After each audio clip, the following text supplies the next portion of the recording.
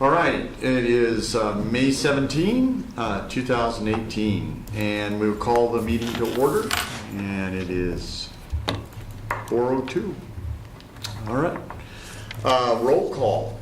So we will start out. Stanley Green. Present. Terry Gottschall. Present. Let it be known, Gary Peterson is absent, and Edward Combs is absent as well. Mike Denny is here as well. Let's approve the agenda for today. I move we approve the proposed agenda. May I ask a procedural question? It's my understanding that a consent agenda can handle both everything within it in one motion. Is that correct? Yes. Okay, so I'm going to move that we approve the agenda as provided by staff for today and approve the minutes prepared by staff from the minutes from the March 15 meeting. Okay. Second. All righty.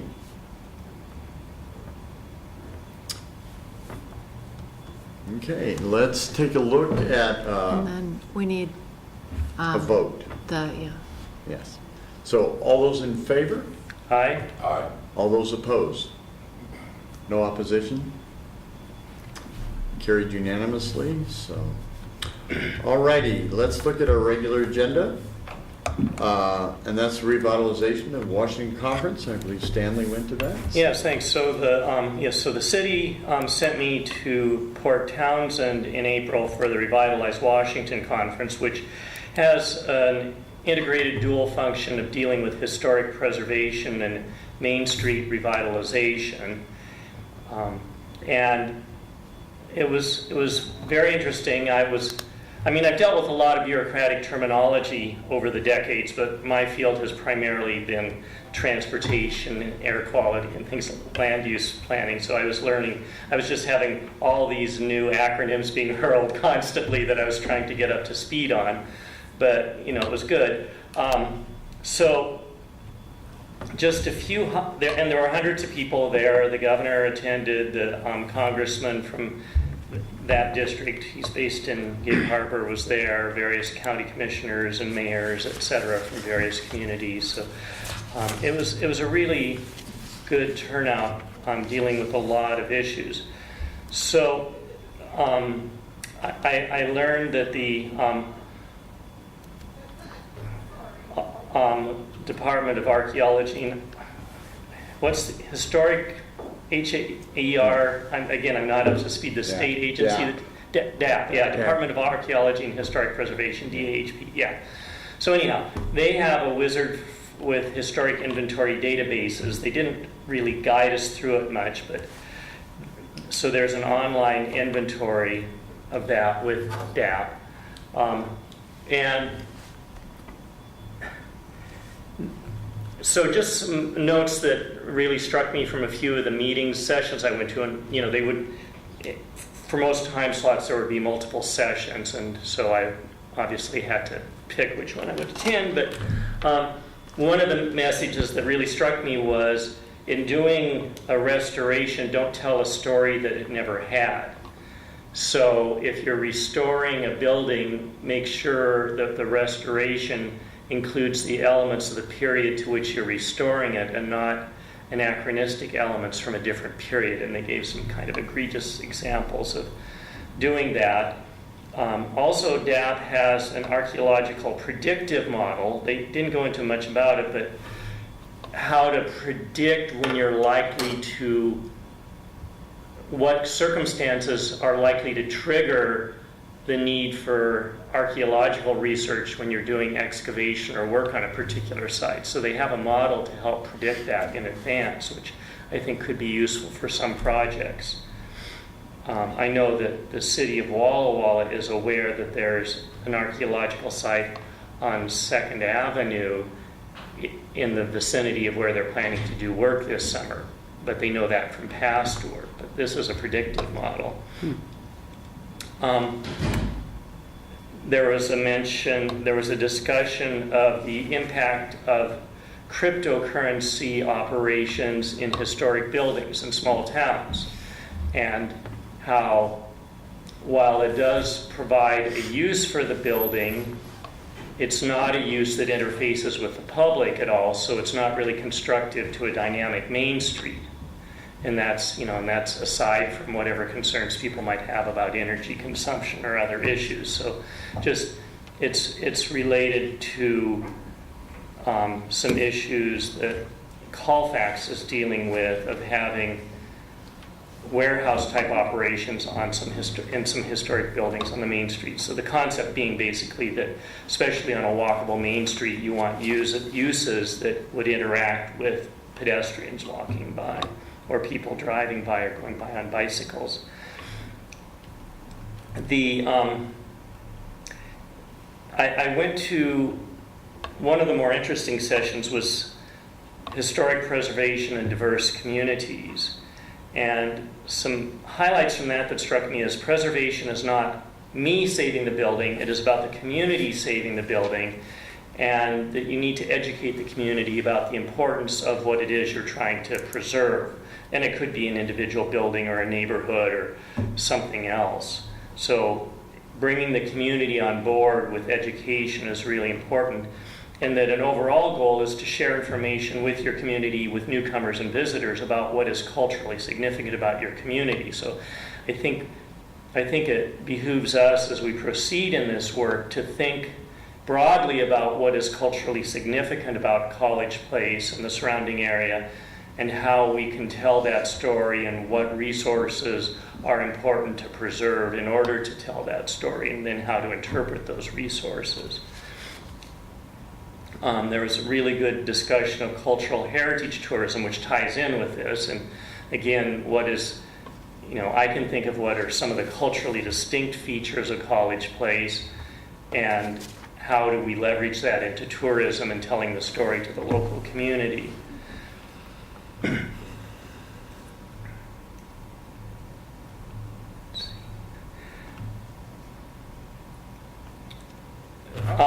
So my family moved to Tacoma in 1889. I was born there and grew up in the immediate vicinity. And if any of you have been to Tacoma, especially if you were there in the 1970s, it could accurately have been described at that time as looking like Berlin in 1946 because of urban renewal and because of the topography of the city. So there were literally vast holes in the ground through much of downtown. And it made me think of the concept of an urban renewal disaster zone historic district. But Tacoma actually adopted a demolition by neglect ordinance, because one of the few historic buildings that was not demolished in the 1960s urban renewal was designed by Burnham and Root, a famous architectural firm from Chicago. So it was essentially the only 19th century building remaining on this block, the rest of which was a gaping hole along Pacific Avenue. And it had to be demolished about 5 years ago because the owners didn't maintain it, and the roof started leaking and collapsing, and then the masonry walls were starting to collapse. And so, and the Richardsonian Romanesque Old City Hall, built in the early 1890s, was starting to be threatened. So the city adopted a demolition by neglect ordinance. And that's something we might want to consider at some point. Exactly what is a demolition by neglect? Well, it's an ordinance that if a structure is deemed historically significant, then it gives the city tools for stepping in to preserve the building. So, for example, if somebody doesn't maintain their yard and they pile up junk, the city, through procedures, can eventually go in and clean it up and build a property owner. A demolition by neglect ordinance would allow the city, through due process, to take steps to stabilize a landmark, and if necessary, bill the owner for that. Were they able to save the old city hall? Yes. But the other Chicago architectural firm building? It was demolished. Yeah, I mean, they put up bracing on it, then they closed streets around it, and then they brought in wrecking crews. And by the way, McMenamins is restoring another long neglected landmark in Tacoma that's basically across the street from the old City Hall, the 1920s Elks Building, which when it's restored will be very elegant. I mean, it was still beautiful even in its many decades of neglect, and they've been proposing doing this for many years, but they finally have gotten the financing together and the project is actually underway. So Tacoma has had to deal with a lot of historic buildings being neglected, and they've sort of slowly learned how to deal with that. So Stanley, just a question about the meeting in general. What was the overall thrust of the meeting as far as topic, or was it all kinds of concurrent sessions, or? It was a lot of concurrent sessions. I'd say the two overarching theme, I'd say the overarching theme was connection with the community. So there was a lot of emphasis on dealing with various types of diversity within communities. Okay. And working with communities. I went to a really interesting session on dealing with controversial issues. It had to do with a marker designating the Jefferson Davis Memorial Highway, which was the state of Washington legislature around 1921 passed a resolution designating the Pacific Highway, which is a precursor of Highway 99, precursor of I-5, as the Jefferson Davis Memorial Highway. And the Daughters of the Confederacy and the Sons of the Confederacy erected a monument in Clark County and another one in Blaine. And it's a very long, complicated story, but the markers got moved onto private property just immediately west of I-5 near Woodland, and there are various flags, including the Confederate battle flag, flying there. And last fall, this became kind of a flashpoint, and so the Historic Preservation Commission of Clark County had an agenda item on whether to remove that from the Clark County Historic Register. And so they described the process by which they went through this controversial thing, including avoiding politicization and be objective and transparent, focus on the Heritage Register listing criteria. In other words, the HPC could only address specific criteria pertaining to the Heritage Register. You know, they couldn't make a moral judgment about Jefferson Davis or his role with dealing with Native Americans in the West in the early 19th century or with the Confederacy in the 1860s. Those were not their issues to deal with, just the criteria for whether or not it should continue to be listed on the Historic Register. So they described how they navigated that process. And they said they typically have maybe 5 members of the public at their meetings. They had 200 people, all the major media from the Portland, Vancouver area, etc. So that was a very interesting session. And there was also quite a bit about how to make spaces welcoming to the entire community. For example, the director of a museum in Monterey talked about how she turned it around from, like 17,000 people attending a year to I think 150,000 a year, and taking the open space around the museum and doing things to make it more welcoming to a wider swath of the community, and just making spaces attractive to bring people in at different times of day. And I think historic preservation can be an important tool for helping to enhance spaces where the community can come together.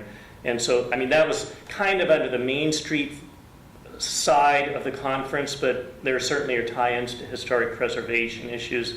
And of course, that's why the conference is conjoint, because there's so much overlapping of goals and techniques and things that people can do with Main Street revitalization and historic preservation to enhance a community's well-being. So yeah, those were some of the highlights of what I got out of it. Any other questions for Stanley? No? Thank you very much. Appreciate it. All righty. Our next deal is endangered homes, properties, prior farm submission. Do we have a typo in there somewhere? I don't know. Poor Farms, okay. So, there is a granting or an opportunity out there to nominate certain properties for, that may be in danger of being, destroyed or, and it's a nomination process that would come from either the Historic Preservation Commission, or it can come from anybody in the public. And that list, you make that application to the Washington Trust for Historic Properties, and if it's determined that the property is eligible, they will the trust will come in and actually do a survey of the property, and also do some marketing material, and help reach out to interested parties that might be interested in preserving a particular structure. So that one of the ideas is that possibly the house down on Scenic View, the Poor Farm house, may be eligible for that. So I think it's the commission wanted to discuss the idea of maybe making an application. So with that, I'll let you guys take it from there. So, I have two questions. Is there a limit on the amount that we can go after, should we decide to do that? I don't know. That's you mean in terms of the number of Right. properties that we might go after? Well, the amount of funding that we can go after for any one property. I don't know. I don't know the answer to that. Years ago, when we were looking at the old barn in the natural area north of Fort Walla Walla, we wanted to replace the roof, and it was $70,000 to replace the roof. And what we were told was there was a $30,000 limit because of the age of the structure.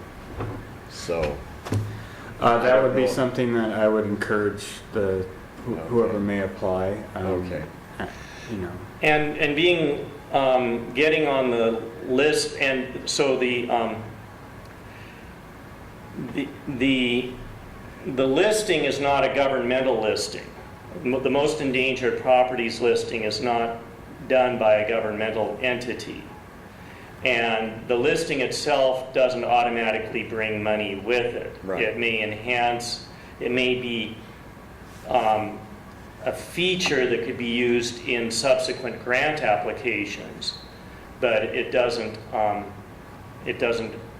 just applying to get it listed isn't the same as applying to get money to stabilize or preserve. Okay. It might be too that some sort of initial grant might lead to others, it seems to me, Usually. that we can get something started. Yep. And this seems to be the best idea to start with in terms of what we have locally. Yeah. Yeah, if I said grant, this isn't a grant, it's a listing. Okay. I misspoke. So Okay. the link in board docs takes you to their criteria page, nomination process, and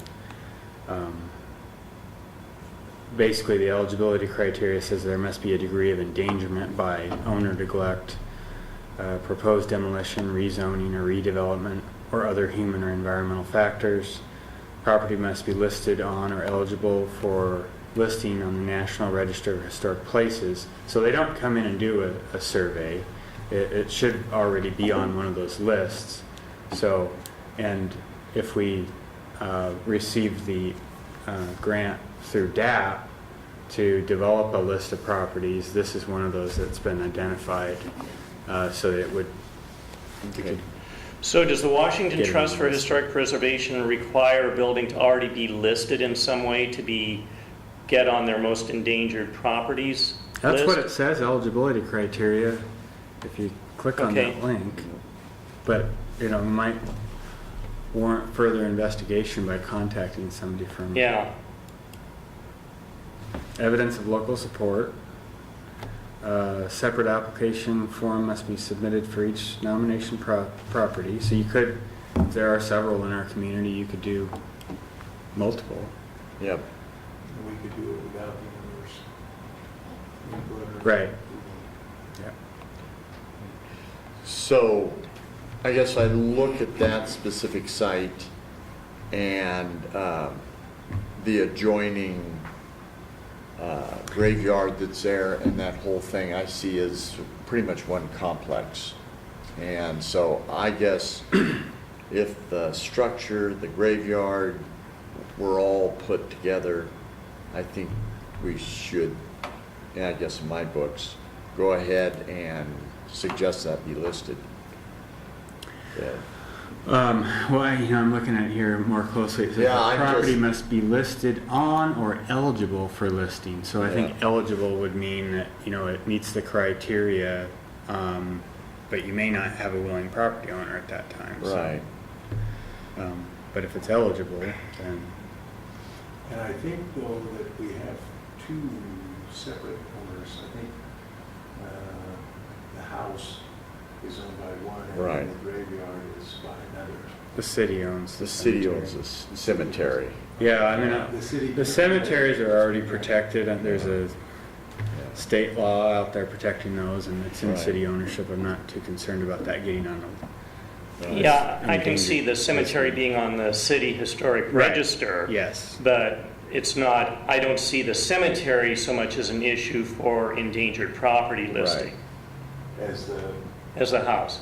Which is, of course, obviously in need of a roof. Yeah. Yeah. So while I would support moving forward on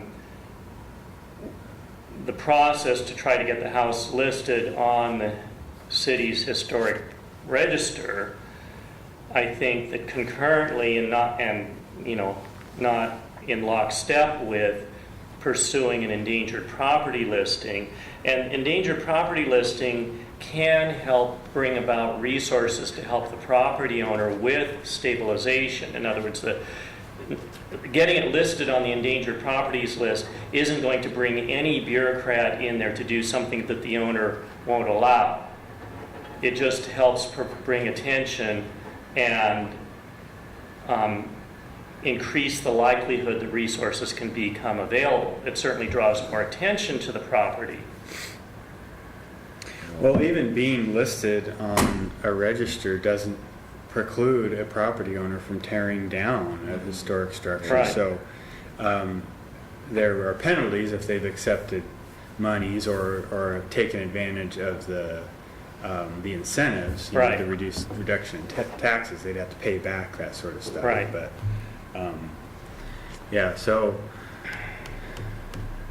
Well, from what I'm reading here, the property must be listed in order to be eligible for the National Register. it says must be listed on or eligible for listing. Yeah, So I think you're okay. yeah, As long as the survey comes back and says, yes, it's over 60 years old. Yeah. And it, has these architectural features and Right. it obviously has historical significance. Well, I don't know that we have to wait for the survey to determine it's over 60 years old No. and that it has historic No, I'm significance. just We already saying, know that. Yeah. yeah. So, I'm just kicking through their eligibility criteria and, Well, I think it's pretty obvious that Yeah. it's eligible. Yeah. We know it's the poor farmhouse. We know the property's over 60, Yeah. 50 years old. yeah. So, I mean, And when this says clear potential for building local support, does that count if we're heartily enthusiastic, or does that have to go beyond this commission? Because I don't I think know. that we're heartily enthusiastic. I don't know. Yeah. I'm sure there are other members of the community out there that would, if they found out that this was, it's a possibility that there may be a sale and that may endanger it. well, I would like to suggest that the HPC move forward in developing an application. Now, I also suggest that the members of the HPC, including myself, do what we can to communicate with the community about the importance of this. Walla Walla 2020 has already done a great deal about that, and you know, is when the signs were unveiled, there was a ceremony in this room, and the room was packed, which clearly indicates community support. And there was a tour of the property in conjunction with that. I was on that. I have a few photographs from that. The property owner granted consent for the people who came to the event to go down there and walk around the grounds of the poor farmhouse. We didn't go inside, but dozens of people were here. I'd say maybe 60 or 70 people showed up just for the ceremony commemorating the poor farm and the unveiling of the signs pertaining to the house and the cemetery. So I have no doubt there's community support, and I would guess that Walla Walla 2020 would probably be willing to use some of the same resources they used for that event to help garner community support for an endangered property listing. And Walla Walla 2020's geographic area is not limited to the city of Walla Walla. It includes essentially the entire greater Walla Walla Valley, Walla Walla County area. Well, it goes all the way out to Tushi. Yeah, So. yeah. That's So, French town, so. right, right. And they've done things up in Prescott. So, Yeah.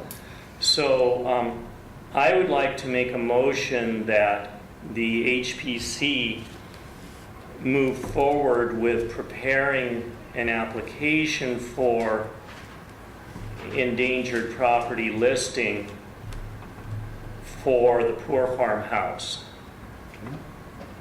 Any discussion? I'll second that. Okay. No other? All right. All those in favor? Aye. Aye. Opposed? No opposition.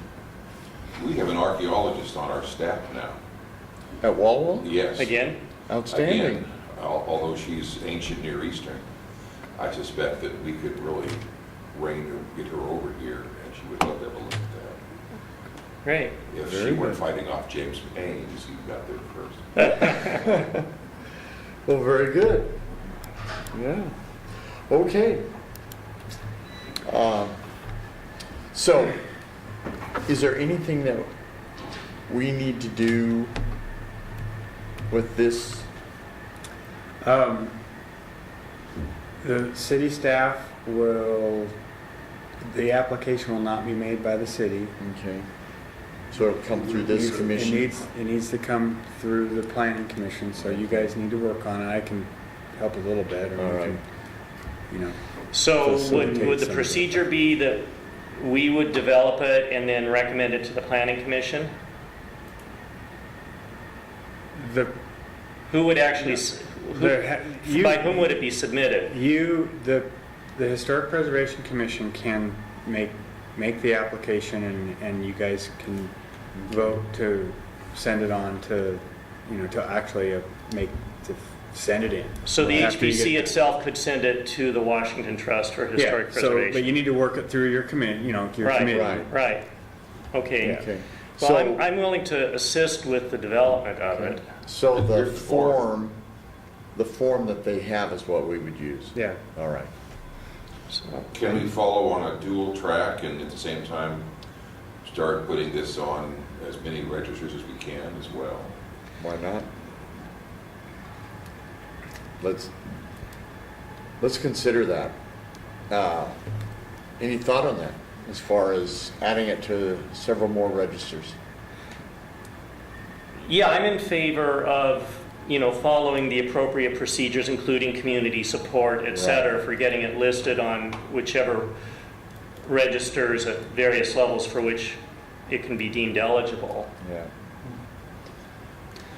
Now remember, our register, the way our ordinance is set up is you have to have, the owner has to be a party to the Correct. application. Right. That's good. And I don't know how the national register Yeah. works.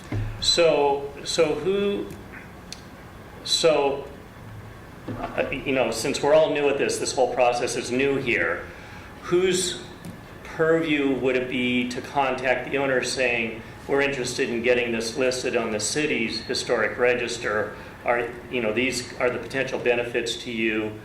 Are you willing to participate in this process? Who would do that? Would an HPC member? Would staff? I would encourage the HPC to Okay. take that on. Us, Us. we can do it. Yeah. Okay.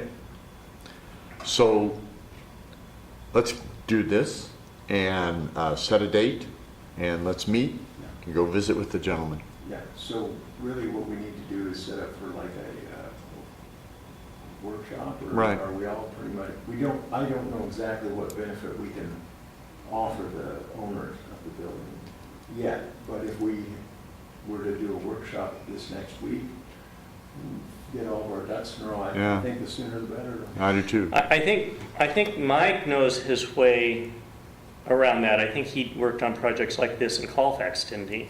Yeah. Well, Dan Clark knows how to do it because I assisted with him on Frenchtown and in dealing with Frenchtown. But one thing we did discover on that, and that is because of, I guess it was because of the skeletal, some of the skeletal remains they found there. They had a whole different thing. They had to go through a whole different series of steps they had to go through. We won't have to deal with. But, Assuming nobody was buried right at the house site. well, I wouldn't be too Has someone sure. checked the cellar lately? Yeah, I would. I've seen that movie. Yeah, but what I'm thinking is, I guess, let's look over the forms that we need to fill out, and so we have some idea what the questions are. And can you all get back together sometime this next week? Well, I'm interested in that. I also have a question about the protocol under open meetings requirements for Yeah. notification for It doing would that. have to be an open meeting, or Would it? would it just a workshop? Yeah. My understanding is that anytime 3 or more of you Yeah. get together, it's a meeting. It's a Right. meeting, yeah. So- So it would be an open workshop. So, And so then we have to give notice, so we couldn't do it like Monday, Tuesday, Wednesday, or Thursday of next week. That'd be too soon. right? Yeah. no. yeah, Because this meeting is scheduled monthly. Right. But 2 of you can get together and work on something. I mean, that's the other option, is that, yeah, if you and Stanley wanted to work on the application part of it, and then maybe two of the others Yeah. got together to talk about approaching the property owner and Okay. explaining to them the benefits of the registry. It might be premature to approach the owners about getting the property on a registry, because we don't have the research done yet. Right. In terms of, because there is a protocol that you have to go through to get them on a registry. Well, I think that's worth looking into because, Walla Walla 2020 has done a lot of that research already. Yeah, you're right. yeah. And most of that information is on their website. So my guess is that I'm not saying that there isn't room for more research, but I would not be surprised if sufficient research is already available because of the work of Walla Walla 2020. So, do you have time next week where you and I could go meet Sure. with Dan? Yeah, Just yeah. sit let's down with Dan Yeah, Clark. let's talk See what- outside this meeting yeah. to figure out a time to do Yeah. that, and then maybe somebody else besides me, 2 of us could figure out, what to present to the property owner and set up a meeting with the property owner at some point. Okay. Well, I will look at my schedule and Okay. see when I And then you can get have in some touch with time me. next week, and I'll give you a Okay, ring. sure. Yeah. Okay. We will do that. And like I say, I wouldn't be surprised if Dan or someone else at Walla Walla 2020 has more photos, but I have several photos from when we had that tour when the signs were unveiled that could Okay. possibly be used in an application. All right. So do you want to agree to a time to where you'll actually bring a completed application Yeah. before the commission? Do you want to do it at the next one, or do you guys want to go ahead and do you feel comfortable completing it and turning it in. I mean, that's. Well, probably- I'd like to get a little more into, well, I guess for me, the question would be, does the commission, do we want to have another meeting of the commission to approve an application before it's submitted? Is the question I would ask. I would recommend. Well, that. I would like the other commissioners to take a look at Right. it for sure. So, yeah, I'm okay with that. Yeah. I don't want to set a time for when that will be until we get a better sense of what's involved in doing the application and our sense of how long it will take. Right.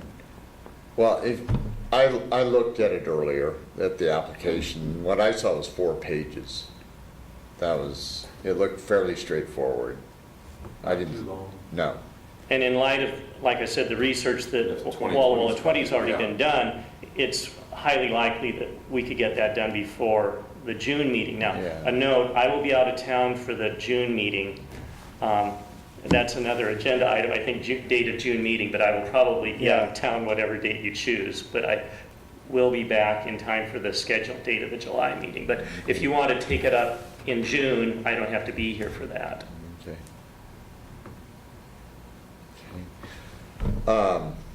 So, just to cement things in our heads, I'll give you a ring, Stanley. Mhm. We'll set a date with Dan, go Mhm. visit, see what they have. And then we'll tentatively complete the form. I would love for you gentlemen to take a look at it. And so everyone's aware of what's on that form and how it's been filled out. Absolutely. And if you have other comments or additions to that, do it at that time, and then we'll bring it up in the June meeting. So who would like to volunteer to work on compiling the info on the potential benefits to present to the property owner and then potentially meet with the property owner? No. Let's get the form done first. Okay. And have that reviewed, and No more. then, yeah, and find out what Dan's done and what he Okay. has, and then proceed from there, Okay, yeah. It's possible that Mike Rizzatello might be willing to approach the property owner because he has already talked to them, I think, before. Okay. So Who was that again? Like, Mike The was city administrator. City administrator, yeah, yeah, okay. all right, where you could come along and. absolutely. Yeah. I would enjoy meeting these folks. Absolutely. Yeah. You can get it to Okay. them. Yeah, I have not talked with them personally, well, the one lady once, but, I have just a feeling that they probably would not want to do anything that's different from what they've been doing for years and years. right, However, if somehow we could at least slow the deterioration by putting some sort of a roof on it so that it didn't continue to take water inside, yeah, then, you know, when they're no longer using the property and their heirs or whoever follows might be more open to something, at least there'd Yeah. be something there that's still workable. right, So I have a fairly short-range goal right now, simply because yeah. if they had more feeling about the property or more wherewithal, they would have done something and not let it get as bad as it is. Yeah. Well, you work in real estate. Do you know if they're considering listing it or if it is currently listed? No, I never heard anything about it. Okay, But they're amenable to us. Oh, making I some have sort of no plan idea. check. I've never had any contact with them. No, we were contacted by a real estate agent, just inquiring about what the zoning was. Oh, well, And so, they are, but you would know if it was been listed though, right? and it's not. Yeah, So so, I would know if it was listed, but I don't know anything before it. yeah. Yeah, So it sounds like they're contemplating selling it, or, looking at their highest and best options for use. And then I would suspect that would be, very possibly somebody looking to knock it down and put something else. The zoning is, the land use is multifamily, and that's the zoning that we allow the mobile home park, manufactured home parks to locate in. So it's surrounded by the manufactured home park, but it is Right. not part of it. right. So it's kind of an island. It is kind of an island of, it could be, there are a number of uses, it could be converted to apartments. You retain the integrity of the exterior, and there are people there's a Wells and Company up in Spokane that they buy historic structures and repurpose them. Well, a lot of them were originally old apartment buildings. Right. And I know Mike has reached out to Ron Wells about this property. It could. Housing Authority might be interested in it. I mean, they have the old school up there. Yeah. I look at Washington School. Yeah. I mean, it could be It's really nice. could be affordable housing Yeah. for seniors or something. Yeah. There are a number of options, and it's a fairly large lot, so there's, Mhm. Well, McMennon's up in Colfax took on the hospital, and they've done amazing stuff for it. They're in the process of remodeling one whole end of it, and we drove by there a couple months ago. I was You can amazed. see the difference. Oh, yeah. yeah. And Mike helped facilitate that. Yeah. They did ghost tours of the facility, and that's how they caught the attention of McMenamins. They got on some. Okay. Those No, ghost it was tour- actually on. They did a ghost. Yeah, the one that's on television. They've been on several national TV shows, and their ghost tours now run year-round, and they get fully booked within 2 days of going up on the internet. Yeah. So any date that they open up gets fully booked within 2 days of going on the internet. Yeah. So anyhow, and Mike did contact them about this property, but it's not really in a good location for it's in the middle of a neighborhood. Yeah. So, and But it is the zone's- home of Nice. Sasquatch. No. With the cemetery nearby. Yeah, even with the cemetery. So, do we want to move on to the Yes. next item? Or? Let's do that. Okay. So, we don't have a demolition ordinance for structures that might be historic. Walla Walla has one that's very simple and actually includes conversion of use. So if it was a residence, conversion to a commercial use. It lists a number of things that could be converted to, but it's not limited to just these things. Yeah. Right. It says other uses to those above which capitalize or on or enhance the historic and architectural value. So this is a valuable tool. It doesn't necessarily mean that you will stop the structure from getting demolished, but it gives more time. It gives you a stay. Yep, a stay. Which is what catches my attention. Yep. I reviewed it, and I'm in favor of recommending that it be adapted to College Place. I would also like to recommend, and I'm willing to make a motion, that it integrate a demolition by neglect section, perhaps modeled on Tacoma's ordinance. Did you by chance have any of that ordinance from Tacoma? No, I haven't looked at it yet. I'll look for that. Well, DAP might have it on their website. Oh, yeah, yeah. And if they don't, I can usually reach out to, what was her name? The gal that runs the department over there, the historic preservation Yeah. person. I've Kim Gant. Yeah, Right, yeah. I've dealt with her. Yeah.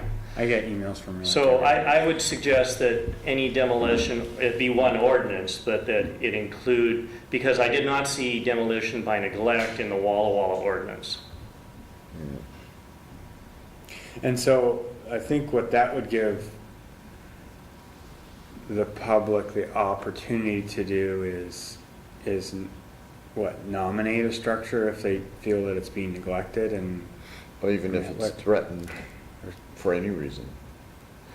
Well, demolition by neglect, yeah, in Tacoma, I actually have not reviewed the Tacoma ordinance. I remember reading media accounts as this process was unfolding for this particular 19th century building, as well as concerns about the old city hall. And those are the incidents, they lost one building, but they were able to stabilize the old city hall. But though I know that it was the controversy around those buildings and the concerns around those two buildings that led to their adopting the demolition by neglect ordinance, but I haven't reviewed the ordinance itself. So here's how the process would go. Staff would take on this part Okay. because it involves our code. So, but the process would be we would come up with a draft ordinance, run it through your commission for a recommendation to the planning commission and city council.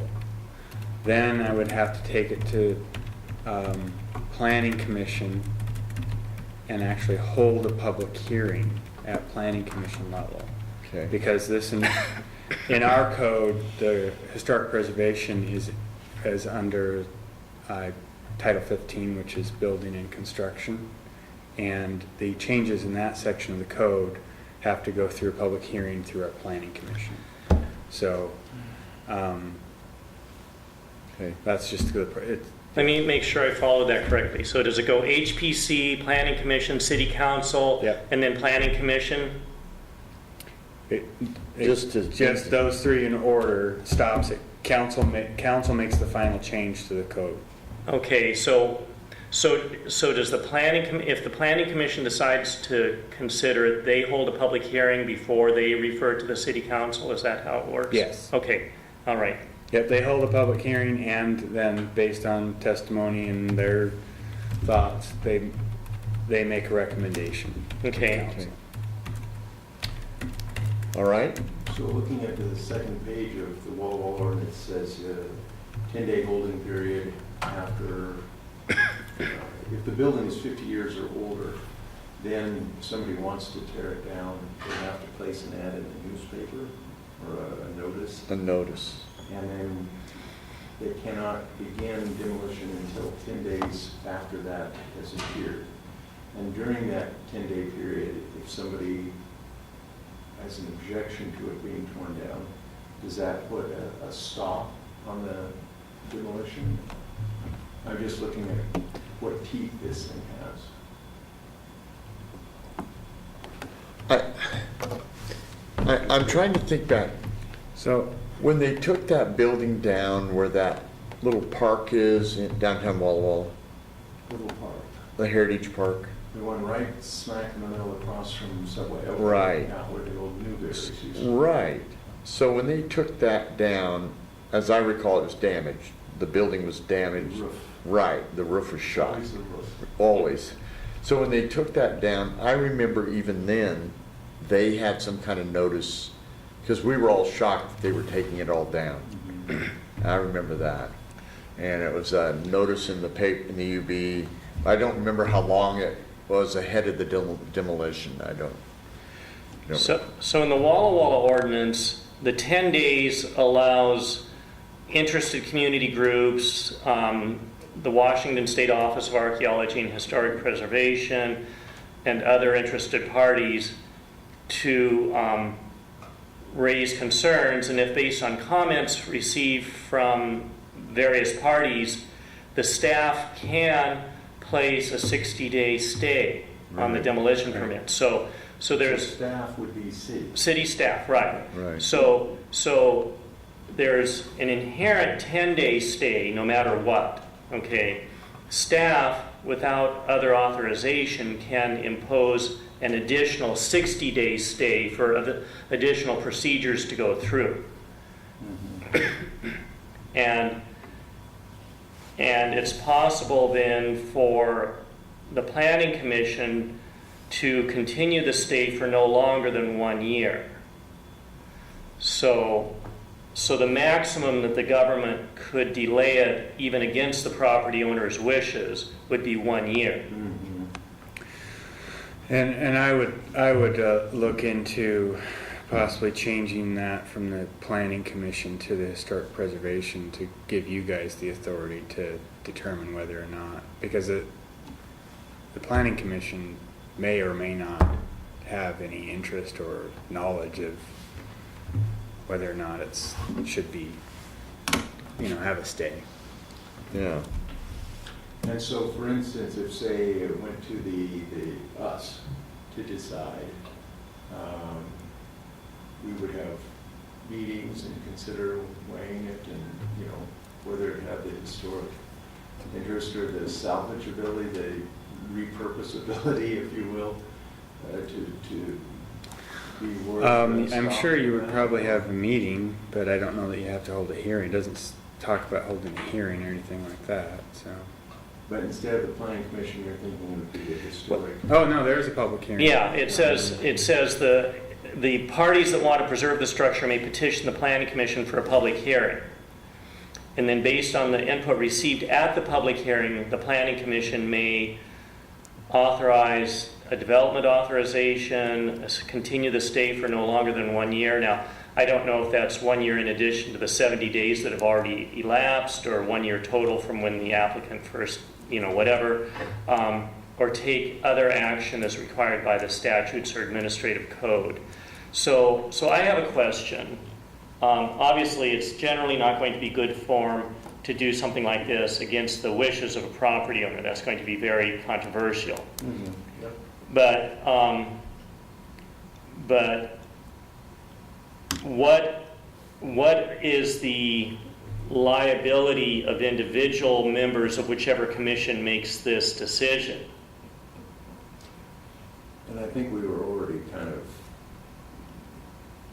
protected.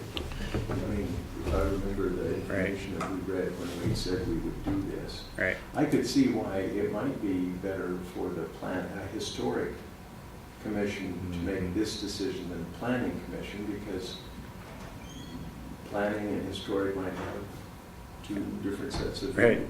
So I will need to look in to see, I don't recall off the top of my head at what authorities you guys have, so we'll have to look into the historic preservation ordinance to see if you guys, I'm pretty sure that we gave you some authorities, so. And then I would also ask whether, let's say that there's really strong public support to preserve it, but the property owner doesn't want to preserve it. And so let's say the commission, again, let's say HPC or planning commission, says we will issue the 1 year stay in order to seek out other opportunities. Would the petitioner be able to appeal that up some chain of command? There would be an appeal process written into it, and the appeal process goes, our appeal process is a hearing examiner, Okay, which is a lawyer that we contract with. okay. Because, you know, like you said, we don't want to make any decision lightly. Right. And often, you know, tear down and redevelop projects are time sensitive for one reason or the other, so. But as far as having us make the decision, and then is it a simple majority vote? So like, how many of us are on there? 6 on the historic preservation? 5. 5. And a quorum is 3. Huh? A quorum is 3. Yeah, fine. Quorum is 3. Yeah. So a 2-to-1. Okay. Yeah. It's a thin margin. So, Anyway, this seems reasonable to adopt, the same as the wall-to-wall one, but if you wanted to tweak as to who makes those hearing things, I can understand why. so I'll just, I guess my preference would be to cut the planning commission out of it, have it come right to this if you can. And that's because it makes sense. Planning commission is about developing and not historic preservation. Not preserving. Right. So, Well, I mean, they, you know, I took your goals and policies to them, and they're all on board with those certainly. Yeah. I mean, but they are doing long-range planning, and, Right, and that often right. includes growth. yes, it So- does. And growth sometimes means bulldozing. Yeah. Do you feel Yes. like we need a motion to give direction as to what we would like to see in the ordinance? I don't think at this time. Okay.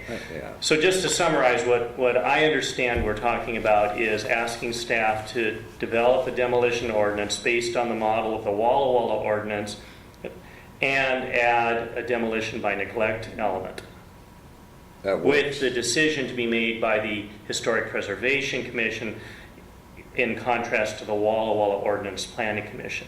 Okay. Yep. Yeah. Okay. And you know, as far as I'm concerned, if you find helpful ordinances from other cities to include elements, I certainly don't have any problem with that. Yeah. And you might stumble upon something when you grab the Tacoma ordinance. Yeah, this is from 2000, so I definitely will reach out to DAP and say, hey, you got some good examples of recent Yeah. demolition ordinances, and certainly the demolition by neglect, to see what's current there. Okay. So, Great. but this is nice that it's not like 6 or 7 or 10 pages long. Yes. Which it could have easily been. Yes. All right. Real quick, so Mike applied for this CLG grant application for inventories of our historic properties. We haven't officially been told that we've received it, but Mike was contacted by a consultant that often does these. Oh. So he Got wind of it, he huh? kind of, yeah, Yeah. and that apparently that person knows somebody in Yeah. that, so Okay. anyhow. So it looks pretty good. It looks pretty good. So what this Okay. will do is, we'll still need to direct whatever consultant we hire to do the inventory, but what properties And like what to do, criteria? to look into. And that's why we need to continue to work on the historic property listing spreadsheet that Carolyn has started based on some of the meetings that you guys have had. Yeah. So, Who selects the consultant? City. the city usually Okay. has city council. But we can certainly bring the proposals to you guys. If you know, I don't know what. Well, normally in these processes, you put out an RFP, and then you see what you get. There's probably not a lot of firms that do this sort of thing. So, Right. ideally, we would have 3 of them to choose from, and if you guys want to put together a selection committee to evaluate, if we get more than one, you know, you're Yeah. more than welcome to do that. I would think we would probably discuss it Yeah. as a whole group if, you know. I mean, Yeah, you can do that a lot of too. people- Yeah. When you go through a process of selecting a firm, there either staff goes through a process of evaluating, and you fill out. We have some forms that you fill out, and you try to be as generic as possible because you don't want to hurt anybody's feelings or anything Yeah. like that. But you score. You score it, and you add it up, and whoever gets the most points Yep. gets the prize. Yep. So, And it's not necessarily price driven. Their charge. yeah. Yeah, for projects like now, if it's a Right. public works project, if you're actually building something, then it's always the lowest bidder. Right. Of course, the engineer has to make sure that they, That's led to a few unfortunate Yeah. decisions. so, the selection process should not be done in a public No. setting. So if you want to be involved in that, then I would recommend that 2 of you you guys form a 2-person committee, and you can do that. Yeah. So, I certainly wouldn't know what criteria to use, but it'd be interesting to see. Yeah. Anyway. Okay. Is there any interest? What? Any interest in proceeding with the selection? Reviewing, anybody? I would. Gary? Okay. So we'll refer that to you then. Okay? All right. Good enough. So, I've only got 18 on the list. Actually, it's not even that many. It's 16. Houses or structures? 16 structures and then Structures. one, the subdivision for, blanking on the name of it, Mountain Vista Edition. Okay. But I'm not sure that was recorded in 1962, the first phase. Yeah, Our time is up. our time is up. Yep. So, anyhow, 50 years. continue to send me an email if you drive by something. Go, oh, put that on the list. Yeah. And if it's a duplicate, we'll figure it out. Just Okay. that's probably the best way. Shoot me an email. All right. Anyone else? Anything for the good of the order? Oh, well, didn't we have an issue about the June meeting date? Oh yes, Yes, we do. I'm not going to be available, Hmm. and these are the dates that work, where we have this space available. There's June 11th, 13th, 14th, and 28th. Does the 11th work for you? I will be on June 11th, Okay. June 13th,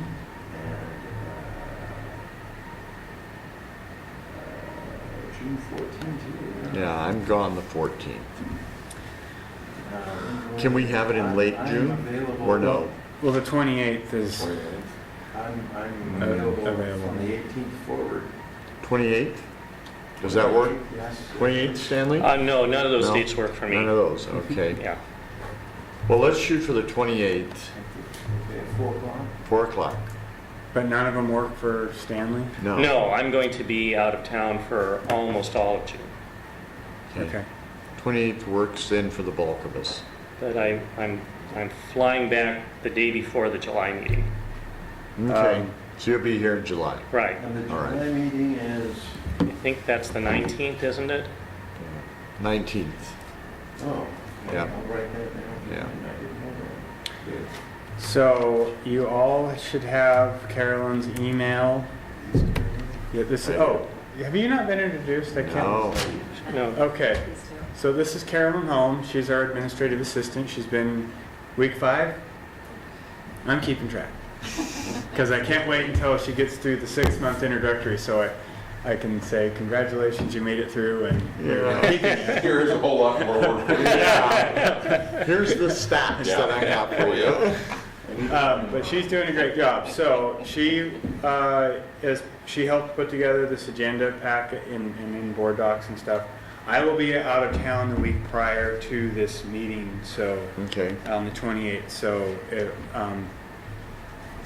Carolyn will be helping Okay. get the packet out and out. So okay. um, So if you do have any questions or comments or additions, get a hold of Carolyn, and we will go from there. So the 28th of June.